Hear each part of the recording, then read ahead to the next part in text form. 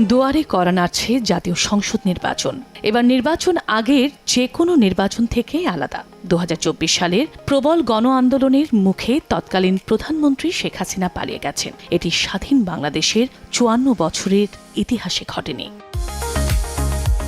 সাবেক প্রধানমন্ত্রী ও আওয়ামী লীগ সভাপতি শেখ হাসিনা পালিয়ে গেলেও বিপুল পরিমাণে সমর্থক গোষ্ঠীকে পেছনে দেশে রেখে গেছেন। একটি গণ আন্দোলনের পর উপদেষ্টা সরকার এসে বাংলাদেশের অন্যতম প্রাচীন রাজনৈতিক দল আওয়ামী লীগের যাবতীয় কর্মকাণ্ড নিষিদ্ধ করলেও কিছু প্রশ্ন আসন্ন নির্বাচনকে সামনে রেখে প্রাসঙ্গিক হয়ে পড়েছে।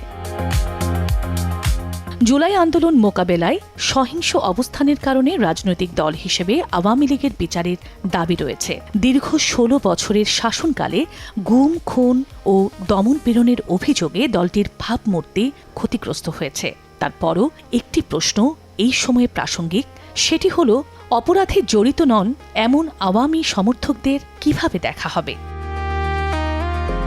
বাংলাদেশে এমন বহু মানুষ আছেন যারা কোনো বিগত আমলে গুম, খুন, দুর্নীতি বা দখলের রাজনীতিতে জড়িত ছিলেন না। তারা আওয়ামী লীগকে সমর্থন করেছেন মুক্তিযুদ্ধের চেতনাসহ অন্যান্য ঐতিহাসিক মূল্যবোধের কারণে। তাদের অপরাধী গোষ্ঠীর সঙ্গে এক করে দেখা ন্যায়সঙ্গত নয় এবং এটি গণতান্ত্রিক স্থিতিশীলতার জন্য ঝুঁকিপূর্ণ। আন্তর্জাতিক পরিসরে এ ধরনের কিছু অভিজ্ঞতার কেস স্টাডি আমলে নেওয়া প্রয়োজন। যেমন স্পেনের স্বৈরশাসক ফ্রাঙ্কো, পরবর্তী রূপান্তর এবং দক্ষিণ আফ্রিকার ট্রুথ অ্যান্ড রিকনসিলিয়েশন মডেল দেখায় যে অপরাধীদের বিচারের মুখোমুখি করা হলেও মূল্যবোধ ভিত্তিক সাধারণ সমর্থকদের গণতান্ত্রিক কাঠামোর ভেতরে রাখা হয়েছে।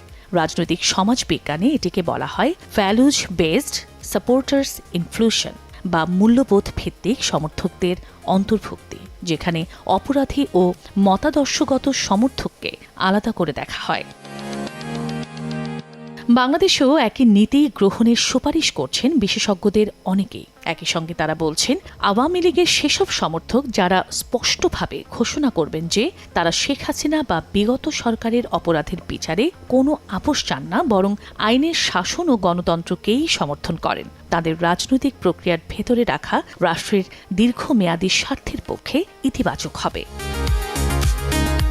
এই অন্তর্ভুক্তি সম্ভাব্য চরমপন্থা প্রতিরোধ করে সমাজে সেতুবন্ধন তৈরি করে এবং নির্বাচন পরবর্তী প্রতিশোধের ভয় কমিয়ে গণতান্ত্রিক আস্থা বাড়াবে, যা একই রকম অভিজ্ঞতার ভেতর দিয়ে যাওয়া বহু দেশের স্থিতিশীলতার ভিত্তি হয়েছে। আরেকটি বিষয় এখনই বাদ দেওয়া উচিত, সেটি হলো ট্যাগ দেয়া বা কাউকে উদ্দেশ্যপূর্ণভাবে কোনো অভিধায় সূচিত করার প্রথা। যদিও এটাই এখন আমাদের সমাজের পরিচিত রাজনৈতিক প্রতিক্রিয়া, যে কাউকে খুব সহজে ফ্যাসিস্টের দোসর, ভারতের দালাল বলে ট্যাগ দেয়া। কিন্তু এই ট্যাগ দেওয়ার আগে একটি মৌলিক প্রশ্ন করা উচিত, বর্তমানে নির্বাচনী প্রচারণায় নানা প্রতিশ্রুতি, সুবিধা কিংবা প্রলোভন দেখিয়ে বিভিন্ন রাজনৈতিক দল খোলামেলাভাবে আওয়ামী লীগের ফিক্সড ভোটারদের ভোট চাইছে। এভাবে ভোট চাওয়া নিয়ে কি কেউ আপত্তি তুলেছেন? রাজনৈতিক দলগুলো নিজেরাই যখন আওয়ামী লীগের সমর্থকদের একটি বৈধ ভোট ব্যাংক হিসেবে ধরে নিয়েছে, তখন অপরাধে জড়িত নন এমন কর্মী সমর্থকদের শর্ত সাপেক্ষে নির্বাচনে অংশ নেয়ার সুযোগ থেকে বঞ্চিত করা হবে কেন? রাজনৈতিক দলগুলো যেটি বাস্তবে করছে সেটি রাষ্ট্রনীতির ভাষায় তুলে ধরলে কেন ট্যাগিংয়ের শিকার হতে হবে? আরেকটি বিষয় হলো সমাজ ও রাজনীতিকে একই পাল্লায় না মাপা। সমাজ ও রাজনীতিকে এক রূপ করার বিপদ হলো সমাজে তখন নৈতিক বহুত্ব ধ্বংস হয়ে যায়। ইতিহাসবিদ এবং দার্শনিক তত্ত্ববিদ হান্না আরেন্ট তার অরিজিনস অফ টোটালিটারিয়ানিজম বইতে দেখিয়েছেন, যখন কোনো রাষ্ট্র বা রাজনৈতিক শক্তি নাগরিকদের একটিমাত্র পরিচয়ের মধ্যে ঠেলে দিতে চায়, তখন সমাজে নৈতিক বহুত্ব ধ্বংস হয়ে যায়। অন্যদিকে জোয়ান লিন্স তার টোটালিটারিয়ান অ্যান্ড অথরিটারিং রেজিমস বইতে লিখেছেন, জোরপূর্বক রাজনৈতিক ঐক্য সামাজিক পতনের দিকে প্রথম পদক্ষেপ। ইতিহাস থেকে দেখা গেছে হিটলার, মুসোলিনি, আর্জেন্টিনার সামরিক জান্তা কিংবা কম্বোডিয়ার খেমার রোজ, তারা সবাই যারা আমাদের সঙ্গে নয়, তারা জাতির শত্রু, এ ধরনের ভাষায় সমাজকে বিভক্ত করে শেষ পর্যন্ত রাষ্ট্রকেই দুর্বল করেছেন। বাংলাদেশেও এর প্রতিধ্বনি দেখা যাচ্ছে। কিছু দল আওয়ামী লীগের সাধারণ সমর্থকদের বলছে, পুরনো পরিচয় ভুলে আমাদের সঙ্গে মিশে যান। অতীতে স্বৈরাচারী শেখ হাসিনাও একই ধরনের বর্জনমূলক ভাষা ব্যবহার করেছেন, আর আজ সেটি শুধু ব্যক্তি পরিবর্তন হয়ে ফিরে আসছে, কিন্তু মনস্তত্ত্ব অপরিবর্তিত। বিরোধী পরিচয় মুছে ফেলা।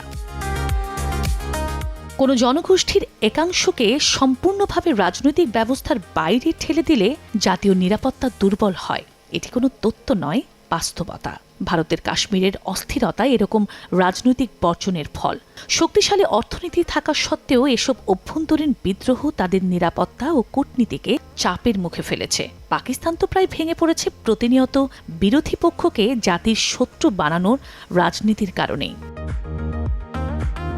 এখন প্রশ্ন হলো, 18 কোটি মানুষের এই ছোট দেশে অপরাধে জড়িত নন এমন আওয়ামী লীগ সমর্থকদের পুরোপুরি রাজনৈতিকভাবে বাদ দেয়া হয়, তাহলে সেই শূন্যতা ব্যবহার করবে কারা?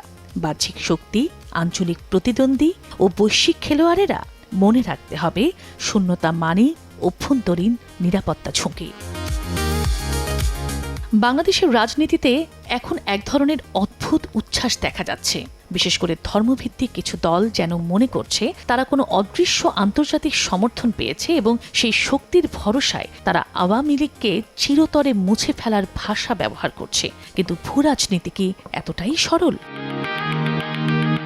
আন্তর্জাতিক রাজনীতিতে কোনো পরাশক্তি খুব কম ক্ষেত্রেই কোনো দলকে স্থায়ীভাবে বাদ দেয়, বরং তারা বিভিন্ন দলকে বিবেচনায় ধরে রাখে। পশ্চিমা বিশ্ব কখনোই দক্ষিণ এশিয়ার একটি পুরনো, বৃহৎ ও জাতীয়তাবাদী রাজনৈতিক শক্তিকে পুরোপুরি বাতিল করে দেবে না, কারণ ধর্মীয় উগ্রপন্থার বিরুদ্ধে এরকম সেকুলার রাজনৈতিক দল সবসময়ই তাদের কাছে একটি পোটেনশিয়াল ব্যালেন্সিং ফোর্স। স্নায়ুযুদ্ধের সময় পশ্চিমা বিশ্ব, মূলত যুক্তরাষ্ট্র, সোভিয়েত ইউনিয়নকে মোকাবেলায় আফগানিস্তানের মুজাহিদিনদের অস্ত্র, প্রশিক্ষণ ও অর্থ দিয়ে সহায়তা করেছিল। অনেক ধর্মীয় সংগঠনের নেতারা পাকিস্তানের মাটিতে দাঁড়িয়ে তখন ফ্রিডম ফাইটার হিসেবে প্রশংসিত হয়েছেন, কিন্তু যুক্তরাষ্ট্রই তাদের সন্ত্রাসী হিসেবে ঘোষণা দিয়েছে। রাজনৈতিক দার্শনিক স্যামুয়েল হান্টিংটন তার দ্য ক্ল্যাশ অফ সিভিলাইজেশন বইতে দেখিয়েছেন যে শক্তিকে কেন একসময় স্বাধীনতার রক্ষা কবচ বলা হয়েছিল, পরবর্তী সময়ে তাকে সভ্যতার শত্রু হিসেবে চিহ্নিত করা হয়েছে। অর্থাৎ পরাশক্তিগুলোর কৌশল প্রায়ই ব্যবহার এবং বাতিল নীতিতে চলে। আজ রাশিয়া বা চীন আগের তুলনায় অনেক বেশি প্রভাবশালী। বৈশ্বিক শক্তির মেরুকরণ আবারও স্পষ্ট হচ্ছে। এই পরিপ্রেক্ষিতে পশ্চিমা বিশ্ব, দক্ষিণ এশিয়া ও মুসলিম প্রধান দেশগুলোতে নিজেদের প্রভাব ফিরিয়ে আনতে চাইছে। ফলে কিছু ধর্মভিত্তিক দল হয়তো সাময়িক সুবিধা পাচ্ছে, কিন্তু মনে রাখা জরুরি, পশ্চিমাদের কাছে কোনো দল নয়, বরং স্বার্থই মূল বিষয়। যখনই ব্যালেন্স করার প্রয়োজন পড়বে, তখনই সেকুলার কোনো দলকে সামনে নিয়ে আসা হতে পারে। পাকিস্তানের ইতিহাস এক্ষেত্রে নিখুঁত উদাহরণ। কখনো ইসলামপন্থীদের ব্যবহার, কখনো আবার তাদের উপর কঠোর নিষেধাজ্ঞা। সুদানও আজ একই চক্রে পড়েছে। পশ্চিমাদের সরাসরি হস্তক্ষেপ নেই, কিন্তু তাদের মিত্র রাষ্ট্রগুলোকে দিয়ে দেশটিকে অস্থিতিশীল রাখা হচ্ছে। বাংলাদেশের ধর্মভিত্তিক দলগুলো যদি এই ভূরাজনৈতিক হিসাব না বোঝে এবং আজকের সমীকরণকে চিরস্থায়ী বলে মনে করে, তবে ভবিষ্যতে তারা যে বড় ধরনের ঝুঁকিতে পড়বে, এর দায় অন্যের উপর চাপানোর সুযোগ থাকবে না। তাই ইতিহাস থেকে শিক্ষা নেওয়া খুবই জরুরি। পরিশেষে গণতন্ত্র টিকে থাকে তখনই যখন রাষ্ট্র শত্রু খোঁজা বন্ধ করে নাগরিকদের আস্থার জায়গা তৈরি করে। আজকের বাংলাদেশেও প্রয়োজন সেই একই বোধ ও বিবেচনা। প্রয়োজন আইনের শাসন, জবাবদিহি ও অন্তর্ভুক্তি।